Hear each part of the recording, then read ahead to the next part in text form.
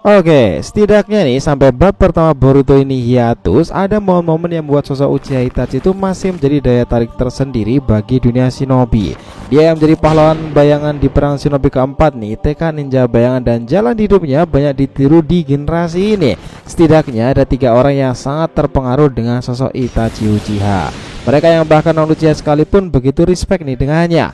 Orochimaru di generasi ini bahkan sempat mengatakan sesuatu tentangnya kepada Sasuke ketika dalam Art Katsuryugan. Apa kau lupa seberapa hebatnya kakakmu Uchiha Itachi, Sasuke? Lalu bagaimana nih kisah Itachi ini dan pada akhirnya mempengaruhi beberapa karakter di dunia baru sekarang ini, terkhusus bagi mereka yang memiliki Sharingan itu. Selanjutnya boys, kita bahas pembahasannya mulai dari sini.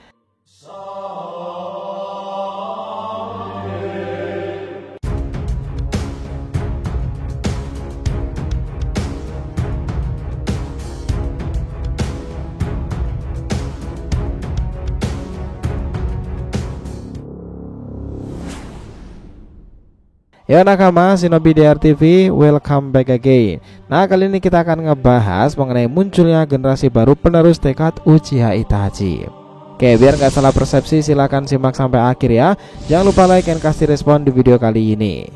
Kita lanjut.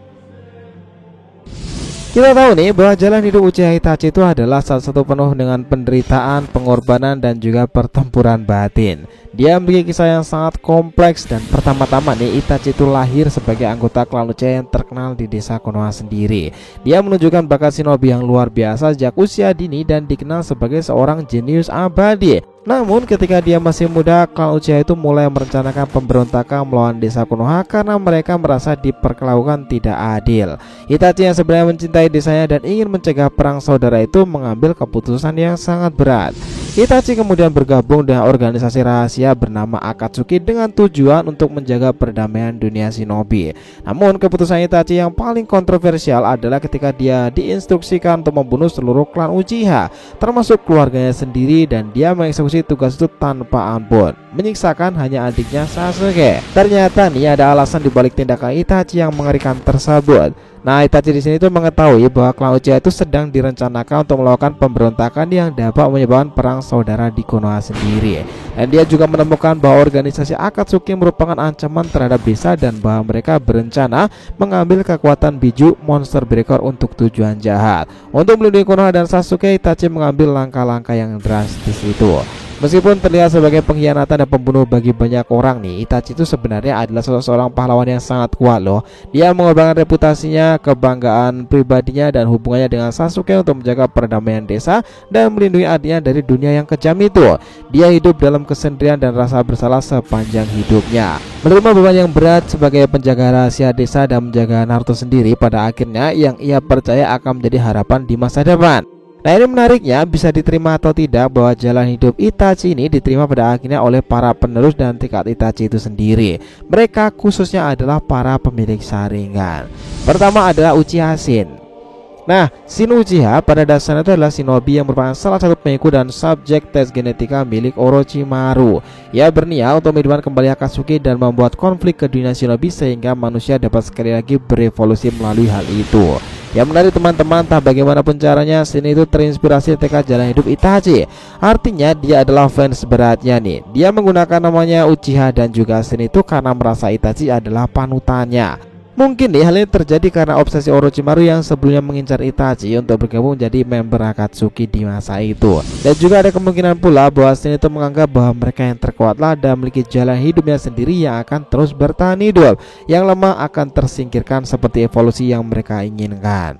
Nah itu sendiri bagi mereka yang tak tahu kisah aslinya nih, dicap sebagai pembantai, pembuat revolusi dan evolusi baru bagi dunia shinobi itu dengan tujuan ingin membuat dirinya sebagai yang terkuat dan ninja berdarah dingin. Itulah kemungkinan yang membuat Shin itu mengidolai tanpa tahu kebenarannya. Kini Shin dewasa itu telah terbunuh dan ratusan Shin kecil yang memiliki Mangekyo Sharingan itu dirawat di desa Konoha sendiri, dan orang yang mengasuhnya adalah seorang senin legendaris Kabuto. Nah di masa depan kami yakin nih Shin Uchiha itu akan memainkan perannya yang sangat krusial di era time skip nanti. Kedua, Sarada Uchiha. Ini menarik teman-teman. Setelah Sarada membagikan Mangekyo Sharingannya kemarin itu, banyak dari kita yang menduga-duga nih, apakah Mangekyo Sharingan sekuat milik pamannya Itachi yang notabene juga kebal terhadap genjutsu. Nah, Itachi sendiri dan Meigo Sharingan itu memiliki teknik baru yakni Amaterasu dan juga Tsukuyomi, penyerangan dan juga manipulasi Genjutsu. Bagaimana dengan Sarada ini? Sepertinya soal Genjutsu dia akan sehebat Itachi nih. Warisan Itachi untuk Sarada, putri dari Sasuke dan Sakura, itu terutama berkaitan dengan pemahaman tentang arti seorang shinobi, tekad yang kuat dan pentingnya melindungi desa dan orang-orang yang dicintainya.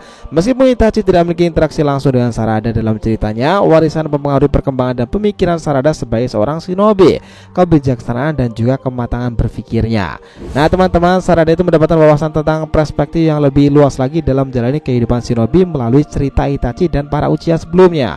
Itachi mengajarkan pentingnya nih melihat gambar yang lebih besar lagi, memahami konsekuensi tindakan dan mengambil keputusan yang sulit untuk melindungi orang-orang yang dicintai dan menjaga perdamaian melalui Sasuke. Dan dari Sasuke itulah Sarada belajar dari ayahnya dan secara tak langsung mengikuti doktrin pemahaman Itachi.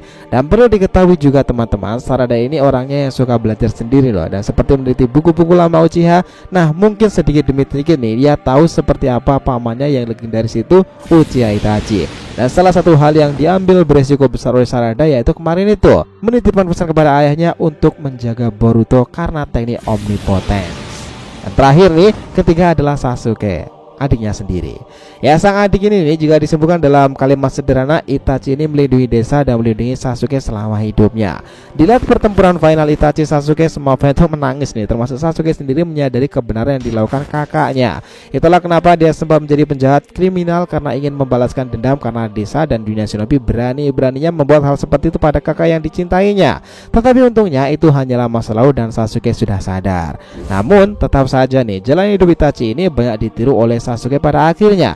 Salah satunya adalah tekad shinobi bayangan. Nah, konsep seorang ninja tangguh yang berperan besar bagi desa dan dunia shinobi tetapi di balik layar. Mereka bekerja dengan sembunyi-sembunyi tanpa orang tahu jasa besarnya. Konsep ninja bayangan itu turun-temurun dari Shisui ke Itachi dan juga ke Sasuke. Nah, selain itu nih, jika Itachi membuat keputusan besar dalam hidupnya kala itu setelah memutuskan membasmi seluruh klan Uchiha dengan menyiksakan Sasuke sendiri agar tidak ada kudeta nih dan pertumpahan darah antar saudara di Konoha.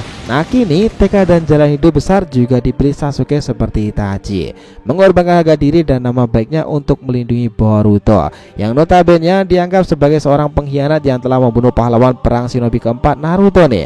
Sasuke yang nama baiknya sudah pulih kini di ujung tanduk lagi karena membawa kabur Boruto. Dan sekarang ini kondisi Boruto adalah ancaman bagi dunia shinobi sendiri. Dia diburu dan harus ditangkap apapun caranya untuk diadili. Namun Sasuke memutuskan percaya kepada putrinya Sarada karena ia sudah tak percaya pada pikirannya sendiri, mengatakan, jika kau Boruto putra Nana Daime, kau pasti juga akan bisa menjalani hal berat ini. Aku akan pertaruhkan diriku bahkan nyawaku sekalipun untuk melindungimu. Ya, pada akhirnya nih, baik Sarada atau bahkan Sasuke itu mengikuti jejak pendahulunya Itachi itu, seorang Uchiha legendaris yang menjadi idola kita semuanya, Sharingan no Itachi. Menarik nih untuk dinantikan ke depannya. Gimana menurut kalian teman-teman? So, itulah tadi pembahasan kita mengenai munculnya generasi baru penerus tekad Uchiha Itachi di generasi baru sekarang ini. Thanks a lot guys telah menonton video ini, and we'll be come back again.